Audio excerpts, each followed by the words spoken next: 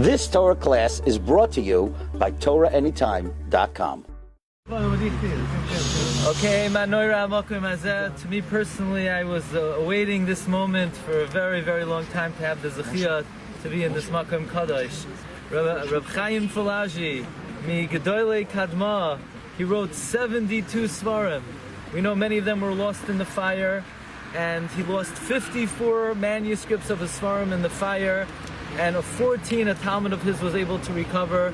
And through the efforts of his son Rabbi Filag'i, he was able to restore many of the svarim that Rabbi Filag'i got out of him, got out of his father, to repeat over his chidushim.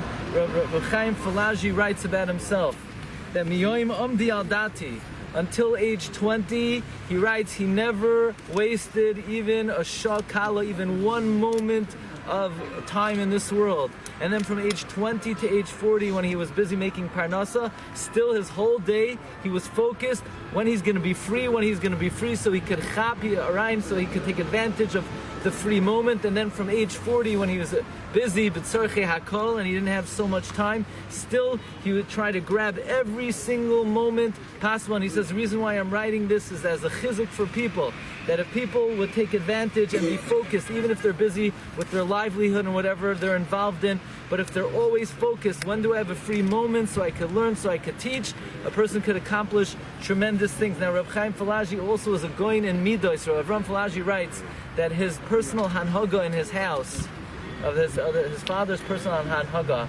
he was never makbid with the children. When the children made noise, he was always calm. He would call the children to come every morning to say Birchas Hashachar for him. The personal practice of Rabbi Chaim Filag'i was he always wore gloves. Why did he always wear gloves? Because in the city of Izmir, as the minhag of the Sfardim is to be mechabed the Chachamim, they would come to kiss his hand.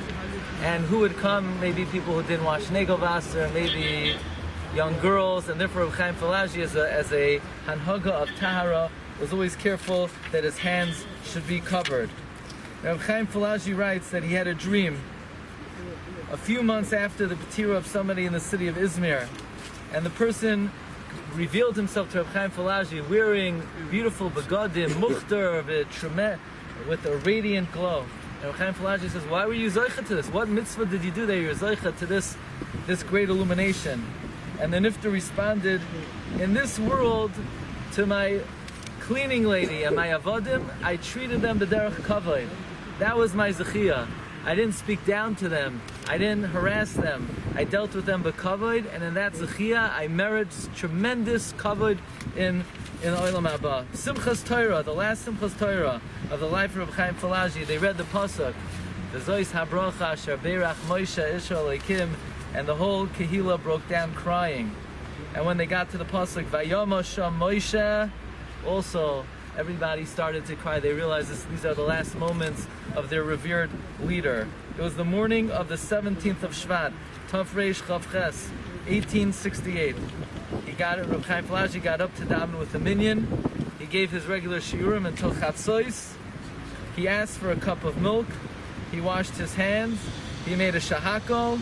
He put his right hand on his head. He gave out a big smile. And niftara nishmasai lo'ilamai, his neshama went up to Olam Haba. Now Rabbi Chaim Filag'i's writing career began at a very young age. He began writing already at the age of 16. Rav Open Shlita pointed out that if you look at this Kever, it's in a different direction than all the other Kfarim. It's because Rabbi Chaim Filag'i was not originally buried over here. Rabbi Chaim Filag'i was buried in a different cemetery and ultimately was moved to this location. Chaim Filag'i has a sefer on Moses Montefiore praising the gadlus of this Oisher and Askan in saving Klal Yisrael. And he writes that it's very important for people of resource to understand and to know. People think, okay, I have a lot of money, so anybody needs something, I'll just write out a check. Writing out a check is a simple solution. That's not enough. Moses Montefiore was Moiser Nefesh to travel to Turkey to speak to the Sultan to save the Jewish people. And he met personally with Rabbi Chaim Filag'i, and Moses Montefiore distributed money to the Chachmei Izmir, and L'chvoidoi, Rabbi Chaim Filag'i wrote an entire sefer about him. One Dvar Torah from Rabbi Chaim Filag'i. He says we have Chamisha Chumshei Torah. The Rebbe Shalom gave a person 5 senses. He says the 5 senses correspond to Chamisha Chumshei Torah. Sefer Bereshis is the book of vision, Re'iyah. This is alluded to. Bereshis is Oisiyos Shebira'is, seeing. That's why the end of Devarim, Le'enei Kol Yisrael, Bereshis, it goes into the book of Re'iyah. Shemoisi says is the book of Mishosh, feel, touch, because we know these parashiyos are a tikkun shoivivim, a tikkun for arayos. Vayikra, the karbanos are L'reach Nichayach. Bamidbar we have the man. The man is Te'ima, the Tamil L'Shad HaShomen. And Devarim is the book of Shemiah. So at this Makam Kodesh we hope all of our tefillah should be Neskabel, Barachim and Baratzai. Tabit with Moshe.